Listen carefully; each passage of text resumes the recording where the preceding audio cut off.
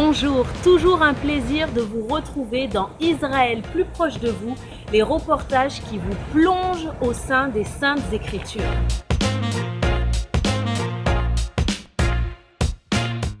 De nombreux récits bibliques se sont déroulés sur ce lac et autour de ce lac, comme la tempête apaisée, comme la marche de Jésus sur l'eau, mais c'est aussi sur ces rives que Jésus choisit ses premiers disciples, qui deviendront les pionniers de l'Église primitive.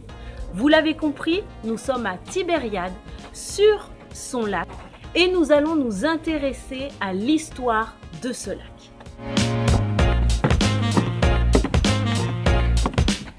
Bonjour. Bonjour, comment vas-tu? Très bien, merci pour ce temps que tu nous accordes. C'est un vrai plaisir. C'est un vrai plaisir aussi pour nous que tu puisses nous partager ta connaissance, ton savoir sur le lac en tant qu'Israélien. En tant qu'Israélien, ce lac, pour l'État hébreu, en fait, il a une importance exceptionnelle. Son importance, elle est tout simplement, c'est notre source d'eau naturelle pour nous. Le lac fait 22 km de long, 13 km de large, et il a une profondeur maximale de 45 mètres simplement. En dessous, vous avez du sel. Et pourquoi vous avez du sel? Tout simplement parce que la mer, le lac de Tibériade et la mer Morte, ce sont une même mer en fait. C'est la même mer. Nous sommes sur la faille syro-africaine ici. Et la faille syro-africaine, si vous voulez, il y a 70 000 ans à peu près de cela, la mer Méditerranée est passée par la vallée d'Israël. Israël avec un Z, hein, pas Israël, Israël. Et lorsqu'elle est passée, cette mer ici, elle est rentrée dans la faille syro-africaine et elle a formé ce lac, plus la mer Morte aujourd'hui. Et entre les deux, vous avez le Jourdain qui passe. Jo, en hébreu, ce lac s'appelle Kinneret. Est-ce que tu peux nous donner la signification de Kinneret? Quand on regarde une carte d'Israël et qu'on voit la forme en fait du lac, on voit qu'il a la forme d'une lyre. Et en hébreu, lyre veut dire Kinneret. Jo, quelle est la place de ce lac dans la pensée chrétienne?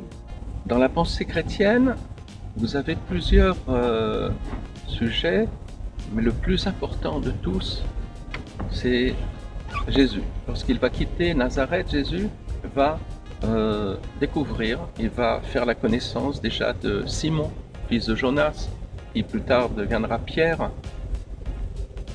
Il va l'aborder et lui dire, viens, il est en train de pêcher.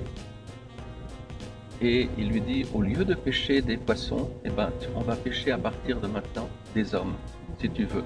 Viens, toi et d'autres avec toi. Et deviens pêcheur d'hommes.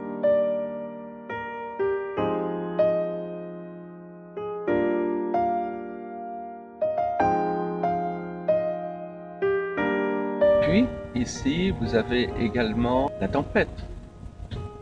Jésus va calmer la tempête.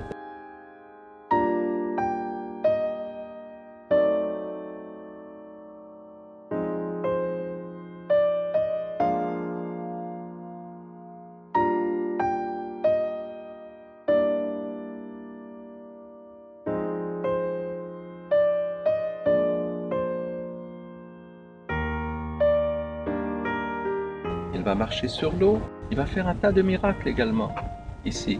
Jo, est-ce qu'on est sûr au niveau des preuves archéologiques qu'on aurait trouvées aux abords du lac? Est-ce qu'on est sûr que ici c'est un village pêcheur et que Jésus aurait été ici? Regardez, par exemple, en 1986, on va découvrir deux personnes du kibbutz, deux jeunes archéologues amateurs en fait, du kibbutz Genosar, vont découvrir en fait une barque par hasard, parce que l'eau justement venait à manquer.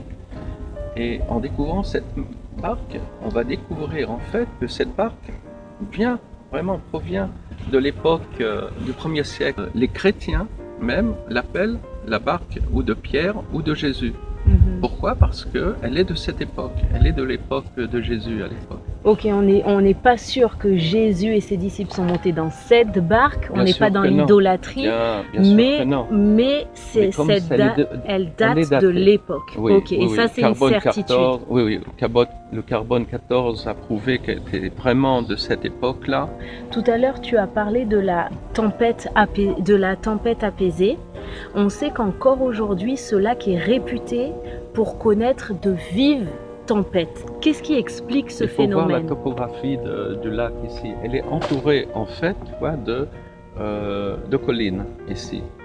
Non seulement elle est dans la colline, elle est entourée de collines, mais également on est dans la faille syro-africaine ici.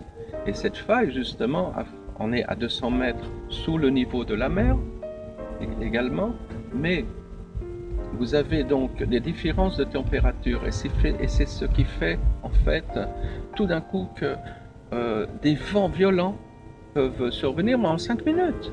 C'est-à-dire que la chaleur ici, plus un peu de vent, ça crée une tempête en fait, d'accord? Ça crée une tempête. Moi j'ai une histoire extraordinaire.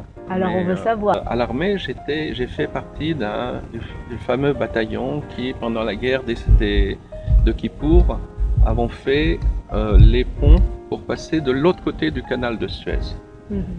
Je parle de la guerre de Kippour, c'est-à-dire 1973. Un Shabbat, un samedi, je suis resté de garde et comme je m'ennuyais un petit peu, j'ai pris une de ces barques là pour faire un me petit promener, tour. pour faire un petit tour. En moins de 5 minutes, je me suis retrouvé. Je n'avais plus de contrôle sur La navigation, la barque. Rien, je ne pouvais rien faire. Pourquoi? D'abord, tout était calme. Je vais comme ça pendant 5 minutes. Et puis tout d'un coup, un vent s'est levé. Mais terrible. Au point où je n'avais plus aucun contrôle sur ma barque. Le vent et surtout une vague m'a jeté sur le bord de la rive. Ce jour-là, j'étais jeune, j'avais 20 ans, j'étais surpris, abasourdi, je ne comprenais pas ce qui nous était arrivé. C'est bien plus tard, en faisant ces études et en et en apprenant sur Jésus, que c'est arrivé au sujet de la tempête, que j'ai fait une corrélation entre les deux. J'ai dit, mais c'est incroyable cette histoire, comment elle se... D'accord, on la comprend mieux du coup par rapport au relief du pays exact. Et de ces tempêtes vives qui peuvent s'élever à tout moment. En quelques minutes. En quelques minutes. On espère que cette balade sur le lac de Tibériade vous a été agréable et on vous invite à la vivre par vous-même. Alors je vous dis à très bientôt à Tibériade.